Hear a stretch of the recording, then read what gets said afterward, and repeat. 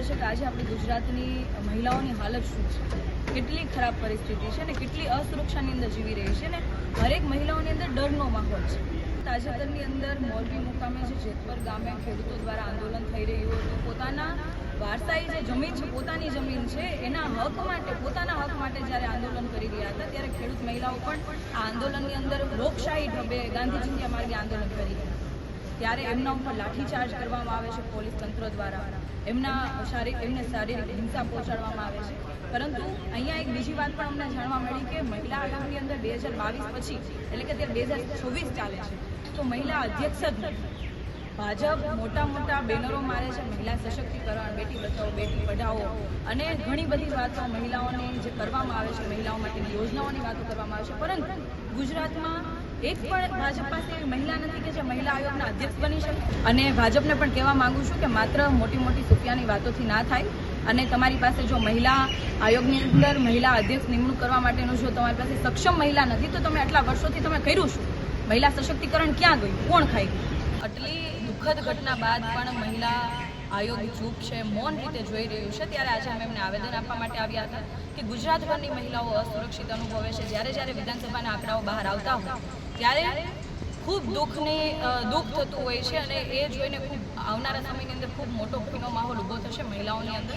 એ પણ દેખાતું હોય છે કે દિવસે ને દિવસે છેડતી, દિવસે ને દિવસે અત્યાચાર, ઘરેલું હિંસા, અનેક પ્રકારથી મહિલાઓ ખૂબ પીડાતી હોય છે। ઘરે પણ ખૂબ કહેવાય કે મહિલાઓ આજે ઘરે સુરક્ષા નથી અનુભવતી, બહાર અનુભવતી નથી સુરક્ષા, સોશિયલ મીડિયામાં પણ સુરક્ષા નથી અનુભવતી।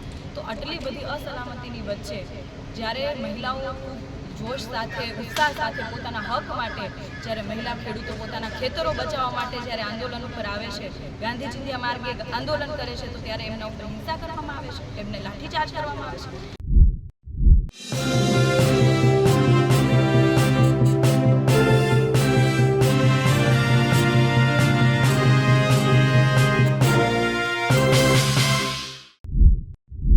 તો જે રીતે થોડા દિવસ પહેલા મોરબીના જેતપરમાં પોલીસ દ્વારા ખેડૂતો પર અત્યાચાર કરવામાં આવ્યું, એટલું જ નહીં, મહિલાઓ હોય કે નાના બાળકો, તમામને પોલીસે ડિટેન કર્યા, તેમના પર પણ અત્યાચાર કર્યો।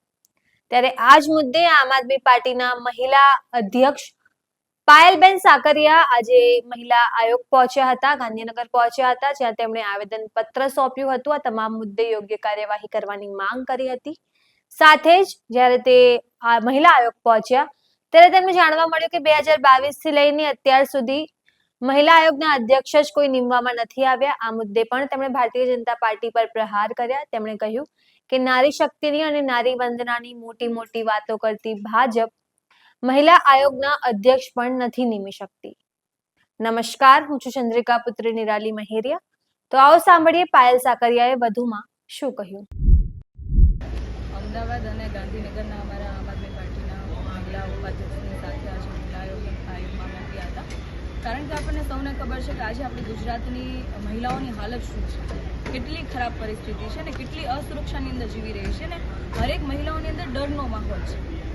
અને હાલમાં તાજેતરની અંદર મોરબી મુકામે જે જેતપર ગામે ખેડૂતો દ્વારા આંદોલન થઈ રહ્યું હતું, પોતાના વારસાઈ જે જમીન છે, પોતાની જમીન છે, એના હક માટે, પોતાના હક માટે જ્યારે આંદોલન કરી રહ્યા હતા ત્યારે ખેડૂત મહિલાઓ પણ આ આંદોલનની અંદર લોકશાહી ઢબે ગાંધીજીના માર્ગે આંદોલન કરી રહ્યા હતા। ત્યારે એમના ઉપર લાઠીચાર્જ કરવામાં આવે છે પોલીસ તંત્ર દ્વારા, એમને શારીરિક હિંસા પહોંચાડવામાં આવે છે।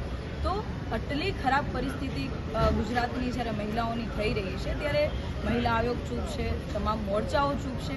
ત્યારે આજે અમે મહિલા આયોગમાં આવેદન આપવા માટે આવ્યા હતા કે આટલી ગંભીર અને દુઃખદ ઘટના બની છે। મહિલા સશક્તિકરણની મોટી વાતો થાય છે સત્તામાં બેઠેલા નેતાઓ દ્વારા, પરંતુ મહિલા સશક્તિકરણ તો દૂરની વાત છે, ત્યારે મહિલાઓ ખુદ તંત્રની સામે પણ સુરક્ષા નથી અનુભવતી। તો જે કોઈ જવાબદાર જેમણે લાઠી ઉગામી છે, જેમણે શારીરિક હિંસા પહોંચાડી છે મહિલાઓને, એ તમામ અધિકારીઓ વિરુદ્ધ કાયદેસરની કાર્યવાહી થાય, તપાસ થાય, એ માટેની અમે માંગ સાથે અહીંયા આવ્યા હતા।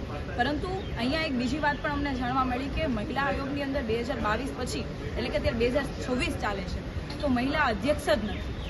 ભાજપ મોટા બેનરો મારે છે, મહિલા સશક્તિકરણ, બેટી બચાવો બેટી પઢાઓ અને ઘણી બધી વાતો મહિલાઓને જે કરવામાં આવે છે, મહિલાઓ માટેની યોજનાઓની વાતો કરવામાં આવે છે, પરંતુ ગુજરાતમાં એક પણ ભાજપ પાસે એવી મહિલા નથી કે જે મહિલા આયોગના અધ્યક્ષ બની શકે। આટલા વર્ષથી આ પદ, સંવૈધાનિક પદ છે, ખાલી પડ્યું છે। અને સાથે આજે સચિવને મળવાનું હતું તો સચિવ પણ હાજર નથી. આ સમયગાળા જેમનો ઓફિસ સમય છે સમયમાં સચિવ પણ હાજર નથી. આજે અમે ઉપસચિવને આ આવેદન આપ્યું છે અને રજૂઆત કરી છે કે તાત્કાલિક એના ઉપર કાર્યવાહી કરવામાં આવે. અને ભાજપને પણ કહેવા માંગુ છું કે માત્ર મોટી મોટી સુફિયાની વાતોથી ના થાય.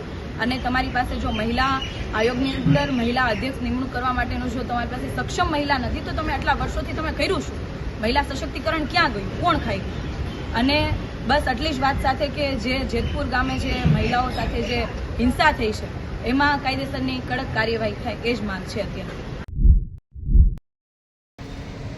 સૌને નમસ્કાર, જય શ્રી કૃષ્ણ. હું પાયલ સાકરિયા, આમ આદમી પાર્ટી મહિલા અધ્યક્ષ. આજે ગાંધીનગર અને અમદાવાદના મહિલા ઉપાધ્યક્ષો સાથે આજે અમે મહિલા આયોગમાં આવ્યા હતા.